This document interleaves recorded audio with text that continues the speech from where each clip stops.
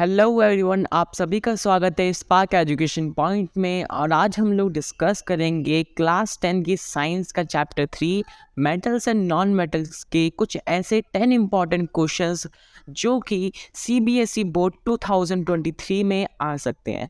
सो इनकी अच्छे से आप रिवीजन कर लें, इनको अच्छे से याद कर लें ताकि आपका जो सीबीएसई बोर्ड का एग्ज़ाम है वो काफ़ी अच्छे से चला जाए। So let's start. हमारा फर्स्ट क्वेश्चन है, aluminium is a reactive metal but is still use for packing food articles, give reason. यानी कहना चाह रहा है कि जो एल्यूमिनियम है वो काफ़ी ज़्यादा रिएक्टिव मेटल है, लेकिन वो यूज़ होता है हमारे फूड पैकेजिंग के लिए। जैसे कि आप देखते होंगे एल्यूमिनियम फॉइल को, जो एल्यूमिनियम फॉइल होती है उसको हम अपने खाने को पैक करने के लिए यूज़ करते हैं। तो उसका रीज़न क्या है? Aluminium is a strong and cheap metal. It is also a good conductor of heat, but it is a highly reactive. When it is exposed to moist air, its surface is curved with a thin, impervious layer of aluminum oxide. This layer does not allow moist air to come in contact with the fresh metal and hence protects the metal underneath from further damage or corrosion. Thus, after the formation of the protective layer Al2O3, aluminium becomes resistant to corrosion. It is because of this reason that although aluminium is a highly reactive metal, it is still used in food packaging. यानी कहना चाह रहे हैं कि भले ही जो aluminium है वो काफ़ी ज़्यादा रिएक्टिव हो, लेकिन वो काफ़ी ज़्यादा मजबूत होता है और वो काफ़ी ज़्यादा सस्ता होता है। और एल्यूमिनियम है, जब हम उसको पैक करते हैं, मतलब उसके अंदर खाने को पैक करते हैं, तो कुछ समय बाद उसके बाहर एल्यूमिनियम ऑक्साइड की एक लेयर चढ़ जाती है, जो कि बाहर की जो मॉइस्ट एयर है उससे हमारे खाने को बचाती है। तो इसीलिए हमारे फूड को पैक करने के लिए एल्यूमिनियम सबसे अच्छा ऑप्शन है, क्योंकि वो बाहर की जो हवाएं होती है उनसे आप हमारे जो फूड है उनको बचाता है और उनको रिएक्ट करने नहीं देता। और इससे एक और फ़ायदा होता है कि जो हमारा फूड है वो काफ़ी लंबे समय तक चल जाता है, ठीक है, और वो रेंसिड नहीं होता। नेक्स्ट क्वेश्चन है, a non-metal X exists in different form Y and Z. Y is the hardest nature substance, whereas Z is a good conductor of electricity. Identify X, Y and Z. यानी ये कहना चाह रहा है कि एक ऐसा X नॉन मेटल है जो कि डिफरेंट फॉर्म में एग्जिस्ट करता है। वो फॉर्म में एग्जिस्ट करता है Y और Z। तो डिफरेंट फॉर्म में एग्जिस्ट करता है यानी कि वो हो जाएगा हमारा कार्बन, ठीक है। और ये कह रहा है कि जो Y है वो सबसे ज़्यादा हार्डेस्ट है नेचर में। तो नेचर में सबसे हार्डेस्ट क्या होता है? डायमंड होता है, ठीक है। तो Y हमारा डायमंड हो जाएगा। और ये कह रहा है कि जो Z है हमारा, वो क्या है? गुड कंडक्टर है इलेक्ट्रिसिटी का, ठीक है। इलेक्ट्रिसिटी का गुड कंडक्टर होता है हमारा ग्रेफाइट, ठीक है। तो जो हमारा Z है वो हो जाएगा हमारा graphite. Okay guys, next question की तरफ बढ़ते हैं। थर्ड क्वेश्चन है हमारा, how does metal displace hydrogen from acid, give chemical equation. यानी जो मेटल्स हैं वो कैसे डिस्प्लेस करते हैं हाइड्रोजन को एसिड में से, हमें इसकी केमिकल इक्वेशन देनी है। Hydrogen is displaced by the metals from acid that are placed above hydrogen in the reactivity series of the metals. This is because these metals are more reactive than hydrogen. Example, reaction of calcium with hydrochloric acid. ठीक है, यानी ये कहना चाह रहे हैं कि जो हाइड्रोजन के ऊपर वाले, यानी आप यहाँ पे क्या देख सकते हैं? रिएक्टिविटी सीरीज देख सकते हैं। तो यहाँ पे हाइड्रोजन के ऊपर जितने भी एलिमेंट्स हैं, जितने भी मेटल्स हैं, वो सारे हाइड्रोजन से ज़्यादा रिएक्टिव है, इसीलिए वो उसको डिस्प्लेस कर देते हैं। जैसे कि हम एग्जांपल देख सकते हैं, इधर लिया है कैल्शियम का। तो कैल्शियम को जब भी हम रिएक्ट कराएंगे HCl के साथ, तो वो क्या करेगा? HCl को डिस्प्लेस कर देगा और HCl अलग हो जाएगा। तो इससे हमें क्या पता चलता है कि जो मोर रिएक्टिव है वो लेस रिएक्टिव को डिस्प्लेस कर रहा है। नेक्स्ट क्वेश्चन है, states reason for the following. First है, electric wires are covered with rubber like material. तो इसका आंसर होगा, it is because rubber in an insulator and does not allow current to flow through it. यानी जो rubber है वो एक insulator है। इंसुलेटर वो चीज़ें होती हैं जो इलेक्ट्रिसिटी को पास होने से अलाउ नहीं करती, ठीक है।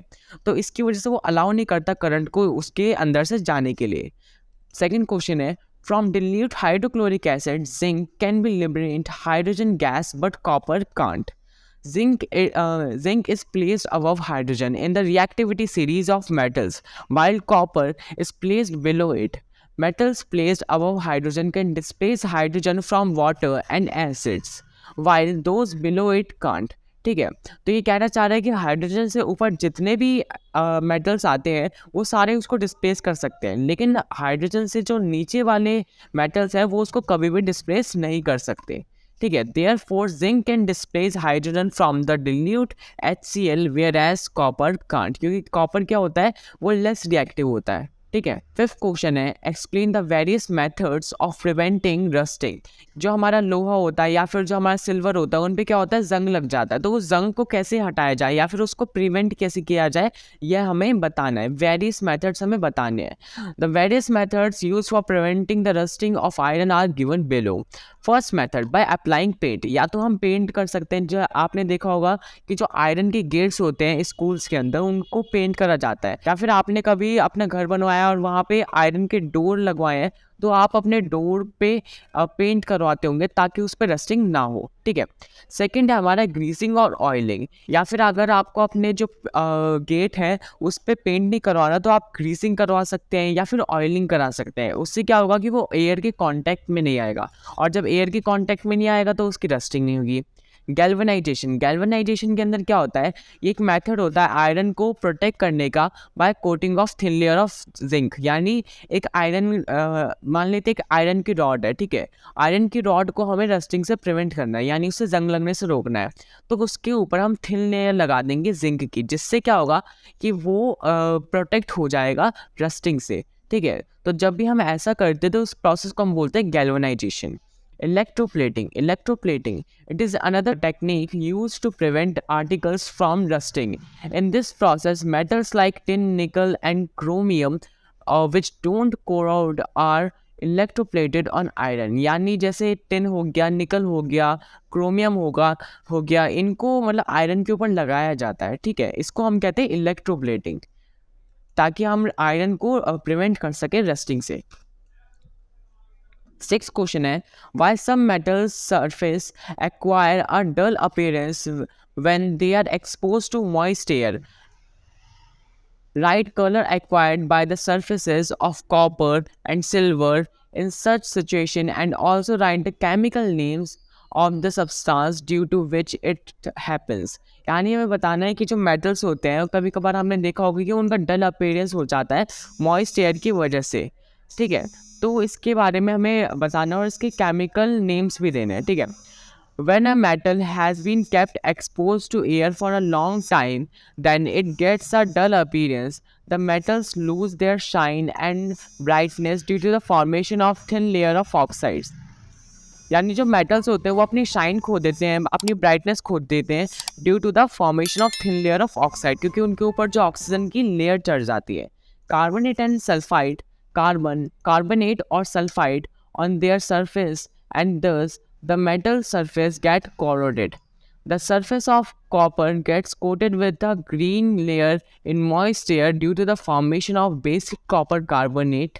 Silver article acquired a blackish tint due to the formation of silver sulfide। Seventh question है हमारा name any one metal which reacts with neither with cold water nor with hot water but react with heated steam to produce hydrogen gas। तो ऐसा metal हमें बताना है जो कि ना कोल्ड वाटर से रिएक्ट करता है ना ही हॉट वाटर से रिएक्ट करता है, लेकिन वो स्टीम से रिएक्ट करता है हाइड्रोजन देने के लिए। ठीक है, तो जो आयरन है वो एक ऐसा मेटल है जो कि स्टीम से रिएक्ट करेगा और स्टीम से रिएक्ट करने के बाद वो हाइड्रोजन गैस देगा। ठीक है, एट क्वेश्चन है हमारा Carbon can't reduce the oxide of sodium, magnesium and aluminum to their respective metals. Why? Where are these metals placed in the reactivity series? How are these metals obtained from their ore? Take an example to explain the process of extraction along with chemical equations। यानी जो carbon के oxides होते हैं जैसे sodium, magnesium, aluminium, ये सारे जो metals होते हैं ये रिएक्टिविटी सीरीज़ में कहाँ पर प्लेस होते हैं और इनका हमें क्या बताना है कि ओर से कैसे ऑब्टेन्ड होते हैं। ठीक है, इनका केमिकल नेम भी हमें देना है। तो sodium, magnesium, aluminium have higher affinity towards oxygen than that of carbon because these are highly reactive metals. Hence, carbon can't reduce the oxides of sodium, magnesium, and aluminum to their respective metals. These metals are placed at the top of the reactivity series. यानी ये कहना चाह रहा है कि जो ये वाले मेटल्स हैं, सोडियम, मैग्नीशियम, एल्यूमिनियम, ये टॉप पर आते हैं क्योंकि ये ऐसे मेटल्स हैं जो कि पानी में अगर हम इनको डालेंगे तो ये काफ़ी जल्दी रिएक्ट करते हैं, ठीक है। जैसे जो सोडियम होता है उसको हम एक कैरोसिन में रखते हैं। कैरोसिन में इसलिए रखते हैं क्योंकि पानी से और एयर से काफ़ी जल्दी रिएक्ट करता है, ठीक है। These metals are placed at the top of the reactivity series. ये टॉप पर होते हैं. The highly reactive metal like Na, Mg and Al etc. are extracted by electrolytic reduction of their molten chloride or oxides. यानी इन्हें electrolytic reduction के process से निकाला जाता है, ठीक है। Electrolytic reduction is brought about by passing electric current through the molten state. Metals get deposited at the cathode. ठीक है, जो मेटल्स होते हैं वो कैथोड की तरफ चले जाते हैं। इनसे इनको क्या करा जाता है, निकाल लिया जाता है। जैसे कि NaCl है, अब NaCl में से हमें मेटल निकालना है Na यानी सोडियम। तो सोडियम क्या होगा, वो माइनस की तरफ जाएगा, तो प्लस हमेशा माइनस की तरफ जाता है, तो सोडियम प्लस में और कैथोड माइनस में, तो वो कैथोड की तरफ जाएगा, ठीक है। और जो Cl होगा वो एनोड की तरफ जाएगा। तो इस प्रोसेस की मदद से इलेक्ट्रोलाइटिक रिडक्शन की मदद से हम ओर्स को एक्सट्रैक्ट करते हैं जिनका हायर रिएक्टिविटी सीरीज, मतलब वो हाईली रिएक्टिव होते हैं। 9th क्वेश्चन है, a metal E is stored under kerosene. When a small piece of it is left open in air it catches fire. When the product form is dissolved in water it turns red litmus to blue, ठीक है। यह हमारी statement है कि एक metal है ई नाम का, उसको हम केरोसिन में स्टोर करके रखते हैं, ठीक है। और उसकी जो स्मॉल पीस होता है अगर हम उसको थोड़ी देर के लिए ओपन एयर में छोड़ दें तो वो फायर पकड़ लेता है, यानी वो रिएक्ट करता है एयर के साथ, ऑक्सीजन के साथ, और वो कैच कर लेता है fire. When the product formed is dissolved in the water, और जो प्रोडक्ट में से फॉर्म होता है जब वो हम उसको वाटर में डिजॉल्व करते हैं तो वो रेड लिटमस को ब्लू कर देता है, ठीक है। रेड लिटमस को उसने ब्लू करा है यानी कि वो क्या है, बेस है। सो फर्स्ट हमारा क्वेश्चन है, नेम द मेटल ई, यानी हमें उस मेटल का नाम बताना है। तो फर्स्ट क्वेश्चन का आंसर क्या होगा, the available information suggest that the metal E sodium, यानी जो सोडियम होता है उसको हम केरोसिन में रखते हैं, मैंने अभी थोड़ी देर पहले आपको बताया था, और उसको हमेशा कभी भी एयर में नहीं छोड़ा जाता क्योंकि वो काफ़ी जल्दी एयर कैच कर लेता है। हमारा सेकंड क्वेश्चन है, write the chemical equation for the reaction when it is expose to air and when the product is dissolved in the water. So इसकी हमें क्या लेनी, केमिकल इक्वेशन देनी है। तो Na+O2, यानी Na को हमने एयर में रखा, ठीक है, तो Na2O बनाया जो कि फायर कैच कर लिया, ठीक है। सो Na2O प्लस वाटर में हमने इसको डाला और ये NaOH बन गया, यानी सोडियम हाइड्रोक्साइड, जो कि एक बेस होता है, ठीक है। The solution is basic and it turns red litmus to blue, जो कि मैंने आपको बताया था कि ये बेसिक होगा। थर्ड क्वेश्चन है, explain the process by which the metal E is obtain from it's मॉल्टन chloride. The metal is obtain by the process of electrolytic reduction, जो कि हमने थोड़ी देर पहले ही पढ़ा था, जिनकी रिएक्टिविटी सीरीज में हायर पोस्ट होती है, यानी कि वो ऊपर होता है, तो वो क्या होता है, हाईली रिएक्टिव होते हैं और उनको इलेक्ट्रोलाइटिक रिडक्शन की प्रोसेस से निकाला जाता है। सो 10 क्वेश्चन है हमारा। 10 क्वेश्चन का ए है, name the main ore of mercury, how is mercury obtain from its ore. यानी जो मरकरी का मेन ओर क्या होता है, हमारा सेनेबर होता है, और उसको एक्सट्रैक्ट किया जाता है रोस्टिंग के मेथड से। यहाँ पर आप उसकी इक्वेशन भी देख सकते हो, ठीक है। हमें इसकी बैलेंस केमिकल इक्वेशन भी देनी है, ठीक है। सो इसकी बैलेंस केमिकल इक्वेशन क्या होगी, इधर आप देख सकते हो, Hg मतलब होता है हमारा मरकरी, ठीक है, प्लस O2 गिव्स Hg, यानी कि हमें मरकरी मिल गया, और Sa2 यानी सल्फर डाइऑक्साइड अलग हो गया, ठीक है। थर्ड क्वेश्चन है, व्हाट इज थर्माइट रिएक्शन, मतलब थर्माइट रिएक्शन होता क्या है।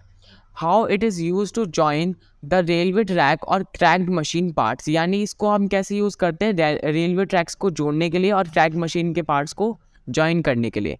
So when aluminium is heated with Fe2O3, यानी जब हम एल्यूमिनियम को हीट करते हैं Fe2O3 में to get molten iron, it is called thermite reaction. इसकी जो इक्वेशन होती है वो यहाँ पे हमें गिवन है, ठीक है, इधर आप देख सकते हैं। Molten iron is use to weld broken railway track, यानी जो मोल्टन आयरन होता है उसको, उसकी मदद से हम जो रेलवे के ट्रैक्स होते हैं उनको जोड़ सकते हैं, ठीक है। इसका डी पार्ट है name the method use to extract metals of high reactivity.